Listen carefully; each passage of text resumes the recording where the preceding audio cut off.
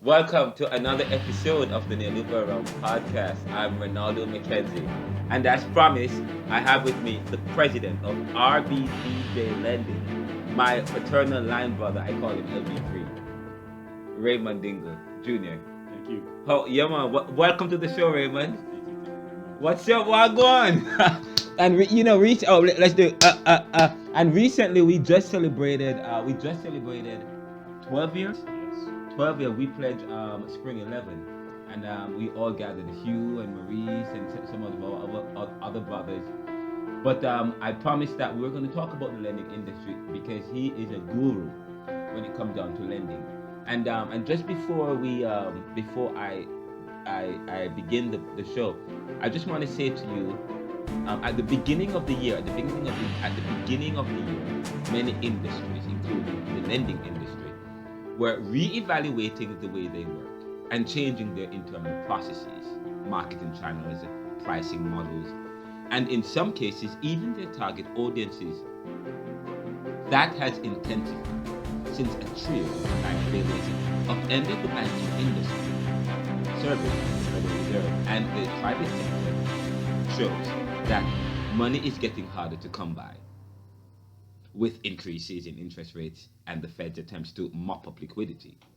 So we'd like to know what small business owners can do to access loans given these challenges and how they can navigate the challenges they are facing in the lending industry. And of course, we have with us Mr. Raymond Dingle Jr., lending executive and president of RBDJ Lending. He will, and of course, we plan to do a series of episodes like these on the Neoliberal podcast, answering these questions and providing some solutions and recommendations for small business owners. And I'm going to invite you to visit RBDJ Lending and get the help you need. And stay tuned to the show as we talk about navigating the lending industry. And so it is good to have with me, of course, the president of RBDJ Lending. Welcome to the show again. Thank you. Thank you again. Now, tell us a little bit about yourself, Raymond. How did you get into the lending industry? Long story short, I'm a kid from New York. I worked my way up in the banking industry. Yeah. Started off as a teller, part-time banker, then business banker. Yes, vice president, and became a branch manager, and second vice president, and third vice president. Yes. And then the market kind of tanked a little bit, and a lot of my methods in the traditional banking world were seen as unconventional. And so when you do things unconventional but you get results, Yes. they want to duplicate it. Right. They couldn't duplicate it. Yes. So I felt like I should, like LeBron James, take my talents elsewhere. And that's what I did. I decided if I could do this for the big banks, Yeah. I could probably do it for everybody else that looks like me. Yes.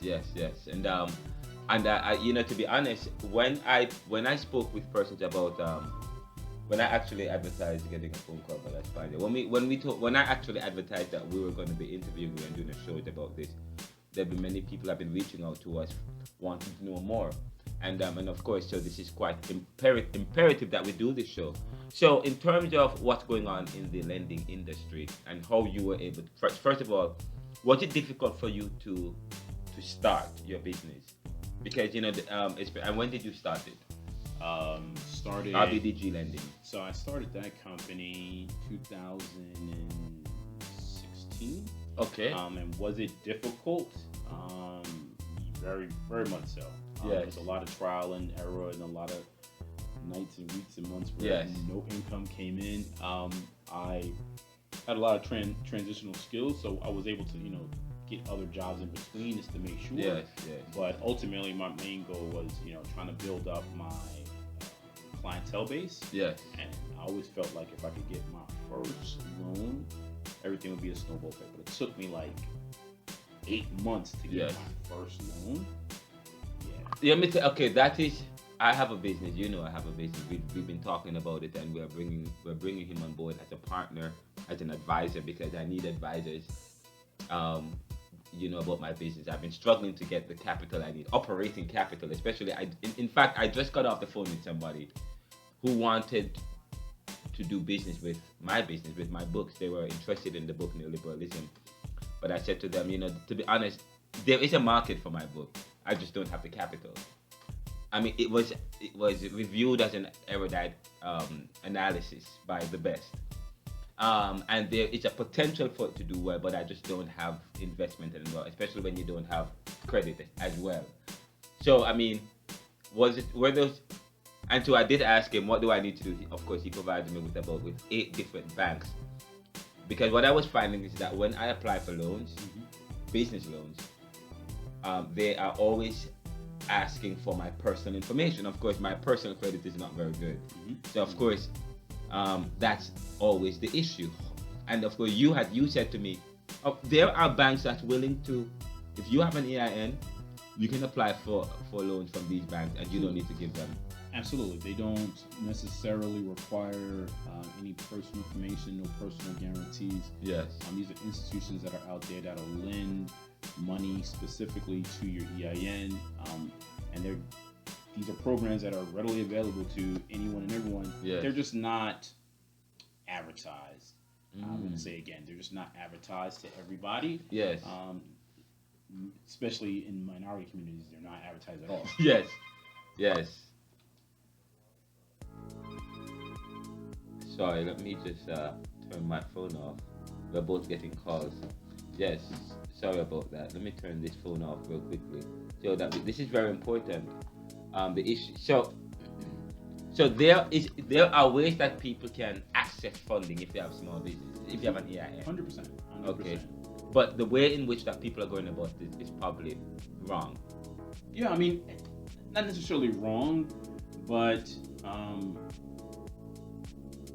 there is a clear way. There's larger institutions, there are small institutions, and there are the market when the crash happened burst onto the scene, which is the non-conventional type of lenders, or you want to call them alternative financing, right? So there's a lot of institutions that can lend based on other criteria. And you see now, there's always been banks that don't need a personal guarantee. Yeah. They're just, again, they're not advertised. Only a select few people know what those institutions are.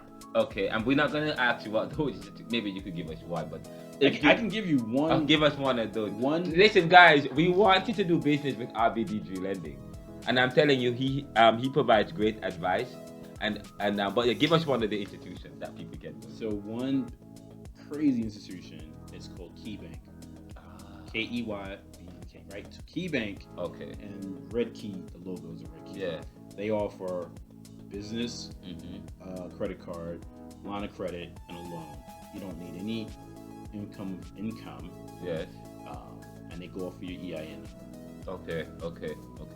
Oh, that's quite and interesting. You can get up to $150,000 on a business line of credit or a loan, and up to like $50,000 on a business credit card. Yes. And they can also, if your credit is good enough, you can get a personal credit card as well. Okay. That's quite interesting. And all you need is to have an EIN. All you need is to have an EIN. Obviously, answering all the questions, they're going to ask you because they want to verify who you are. They're going to ask you for your social. They're going to ask you for all the information. But they're not going to run anything as far as your personal credit or your personal income. Okay. They're going to go off of prospective income. I believe I'm going to make XYZ amount of money. Okay, so they need to see business plan. They do not need to see a business plan. Oh, really? Correct. But with all what's going on in the economy now, in terms of the people are not lending as much, banks are not lending as much willingly now. With the fall of banks are falling. Yeah, a lot of banks are major small banks are tier falling. A banks, tier 1 banks. A lot of them are falling. But that doesn't mean that institutions don't lend money. Yes. You have to. Like anything else, you gotta seek out those institutions, and there are a lot of them. There's a lot of banks and financial institutions, and there are a lot of lending options out there. Again, it's just it's not readily available. It's almost like a secret What is society. going on in the banking industry, with the lending industry, and with the bank? Is the okay? With all First of all, the feds are just increased interest rates twice Yes, or ma'am. 3 times, probably 6 times in the last 1-2 years. What is going on with the lending industry? With banking and finance, what can we? What's the outlook for the lending industry and the finance? To be honest with you, I mean, everyone says we're done with the pandemic, but Yes. the residual effects are not. And the market took a huge dive Yes. when that happened. People Yes. weren't working, bills weren't getting paid. The Feds tried to lower the interest rate so that people can buy more stuff. Yes, They have yes, to somehow there's a correction, a natural correction has to happen. Yes, Right? yes. And unfortunately, we have to keep up with inflation right now too. So you have to keep that into perspective. Yes. And with banks, like in 2008, not telling you everything and packaging bad loans with good loans. Yeah. You buy a house, they're selling your loan literally in 30 days. It's like that's a hot potato. I buy, you buy. Yes. And they're packaging wrong loans. People who are not buying into that. So now I buy 6, 7, 8 loan portfolios mixed in with 10 or 20 or 100 bad debt loans. Yes. Now when I unpeel the onion and I look at it, my file is not as good as I think it is. Yes. So now the bigger lenders who lend the bank's money, because the bank borrows the money, Yeah. they're like, well, we don't like that. We're cutting your line. Yes. And now Chase or JP Morgan, their line is cut. Yes. So they don't have any more money. Ah. So now I got to stop all money on my side. Yes. So now they freeze everybody else's stuff. But then that affects me and you, because now I don't have my line of credit, or I had a $100,000 line of credit. Now I got a $10,000 line of credit. But Yes. my business was running $50,000, $60,000 from that. How am I going to live? Yes. Got to find it from somewhere else. Oh wow. Yes. This is quite interesting. And now your business. How does your business help? What have you been doing in terms of providing support or helping of the clientele that you? Sure. Do you find people are reaching out to you, and what can people do to reach out to you? Absolutely. I'll be honest. Since 2019, Yeah. my business has been nothing but taking off. Oh rockets. wow. Like, Yes. It was. That is good. That's good it to is know. slowly but surely. But unfortunately, the pandemic, when there was nothing, it was just horrible for business owners. Yes. For me, it was like a light bulb switched on, because everybody understood that. So you can't go into the bank anymore to get money. But there are other lenders out there. Yes. Private companies have popped up. It's nothing for someone who might have $1 million or $2 million to now turn around and lend their own money, because the bank is paying them 0.001%. Okay. But they got $2 million. I can lend that $2 million and make 10%, Yes, 15%. yes, Why yes. why wouldn't you do that? So the same theory happened, right? So I primarily work with any business owner who is looking to get capital, primarily in the real estate industry. Yes. But I can do loans for any business owner, literally any business owner. I don't necessarily work with personal, but I have lenders. I'm a licensed mortgage broker, so I can broker out, and I have a lot of companies that I subcontract for and work for. They hire me to help their constituents. So if somebody has a personal need and their credit is high enough, I can get them personal funding. And I'm not talking about, because there's certain kinds. There's like merchant cash advances or payday loans. I'm not talking about anything like that. I could get somebody legit who has a decent credit score, say a 700 credit score, can probably get them, 100, 150,000 on a 5-year term. And the same thing with a business owner. We can definitely do the business side, and get them the funds that they need as well too. And it's easier than you would think. But again, I'm not saying it's difficult, but it may be a little bit time consuming. Yes. So we can definitely help out. We do a lot of real estate though. We do primarily real estate. Anyone who's looking for real estate, whether it's a personal home or business, we do real estate all over the place. But we do now a lot of individuals who are looking for financing to grow their business. We can definitely help them attain what they're looking for. Oh wow! And what's the contact number? If people want to reach out to you even right now, how can they reach out to you? Absolutely, you can reach out to me via the website RDJB rdjblending.com. Email me directly at ray@rdjblending.com, or you can just hit me up on the cell, 484-250-3602. That's the number, and we are going to be doing some promotions for RBDG Lending. You can go to neoliberal.com, and if you scroll, you will see their website we're promoting their website. And of course, we will have him on the show periodically talking about what RBDJ Lending is doing, talking about some of what's going on in the industry, and providing any advice that you may need as small business owners. And is there a fee that you charge? There's always a fee. Most Yes. of the time, though, my fee is incorporated with, like, for example, if I partnership with a bank in California, Yes. to do a individual's business loan, Yes. my fee is incorporated with the lender's fee, so Yes. you don't have to pay me directly. Okay. So I try to make sure I Okay. set that up. But there are some instances where a fee is involved. It just depends typically on what the institution. I really try not to. Try hard not to pass it directly to the client, but through the institution. Yes. So most of the time, the client Yes. doesn't have to pay me directly. Most of what I do is free. But again, the lender typically pays me. Yes. 95% of the time. Yes. The lender pays me. So I try to pass that savings off. Wow. This is quite interesting. This is powerful, guys. Again, we have on the show with us the president and the owner and founder of RBDJ Lending, who is a guru and who has tremendous experience in the field of lending. Please reach out to RBDJ Lending, and you may just find the help that you're looking for in terms of promoting your business or trying to get capital for your business. Any last words before we end this first episode?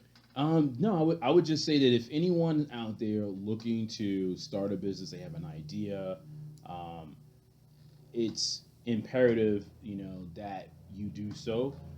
America was built on small businesses, the backs of small business owners. Yes. We make the taxpayers who pay the United States of Americans who give them money. Yes.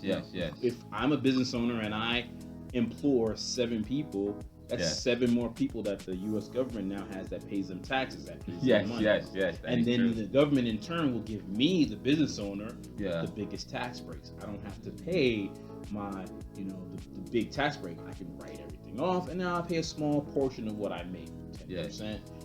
So I would encourage everyone who's looking to start a business to go ahead, who wants to get into real estate, go ahead. I'm always a fan of real estate. Buy. There's never not a time to buy real estate. There's never not a time to start your business. And there's a myth that you need money. It is a myth. You do not. Well, back up. There's a myth that you need to use your own personal to guarantee everything, and that is 100% myth. You do not. You do not. You can. Well, that was my myth. It's because that's part of my experience. Yeah. The experience I've had trying to access capital to help promote my business. I write academic textbook. I'm involved with podcasting and providing some kind of digital services to people, but more so academic textbooks. And it's difficult to get funding for that. Well, you come to the right place, brother. So won't be too long. Yes. Oh, this is great. This is the Neoliberal Round podcast. We are part of the Neoliberal Corporation. We are serving the world today to solve tomorrow's challenges by making popular what was the monopoly. And just so you know, I will be teaching Caribbean theology next semester at the Jamaica Theological Seminary in addition to Caribbean thought. I'm looking forward to that. Please visit us on any stream. We're available on iHeartRadio, Amazon Music, The Audible, did we say Spotify? Apple Podcasts, iTunes. We also have our YouTube channel, video channel, that's where we are right now, the Neoliberal by Renaldo McKenzie. Subscribe for free. Donate to us by going to anchor.fm/theneoliberal/support. And don't remember, on April 23, we have a major show. We have a live webinar with the people from Statista. We're going to be talking about the artificial intelligence revolution. And we have done quite a few shows and articles talking about artificial intelligence and where it is going. So you can visit us at neoliberal.com and renaldocmckenzie.com for some of those articles. This is the Neoliberal Round. What good? Thank you. Yeah, man, we're going to have him again. This is behind the scenes, and this was good. We did it in 20 minutes, and I am going to